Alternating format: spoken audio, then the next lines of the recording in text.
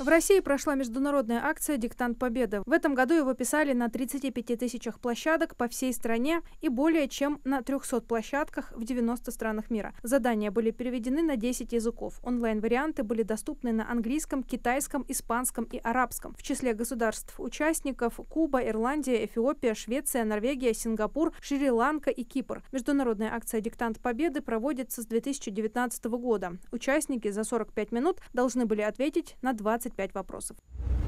В Министерстве финансов Ингушетии прошла отчетная коллегия за 2024 год. В ней приняли участие председатель правительства республики Владимир Сластенин, а также почетные гости. Говорили о работе ведомства за прошедший год, а также о планах на 2025. В прошлом году министерством был разработан план мероприятий по увеличению доходной части бюджета республики. Также в отчетном периоде наладили работу с основными налогоплательщиками региона и со всеми ответственными органами. Это позволило в 2024 году повысить показатели. В ведомстве планируют в 2025 году продолжить деятельность в том же темпе и постараться вывести из тени как можно больше предпринимателей.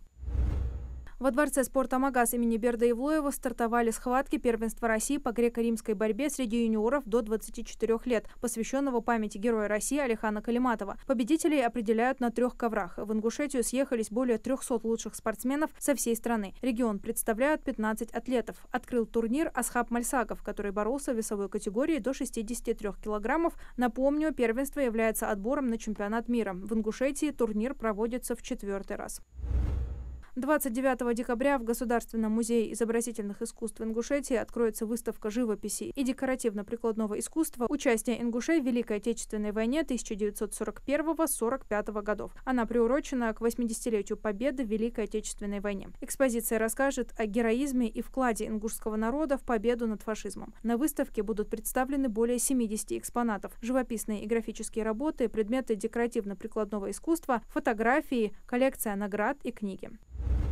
Основной период проведения единого госэкзамена в 2025 году с 23 мая по 23 июня, сообщил министр просвещения России Сергей Кравцов. Согласно утвержденному графику, первыми экзаменами станут история, литература и химия, которые школьники сдадут 23 мая. Далее, 27 мая состоятся экзамены по математике базового и профильного уровней, а 30 мая по русскому языку. В июне выпускников ждет ЕГЭ по обществознанию, физике, биологии, географии, иностранным языкам, а также информатике. Последние звонки, по словам министра, начнутся с 24 мая, а выпускные вечера с 28 июня.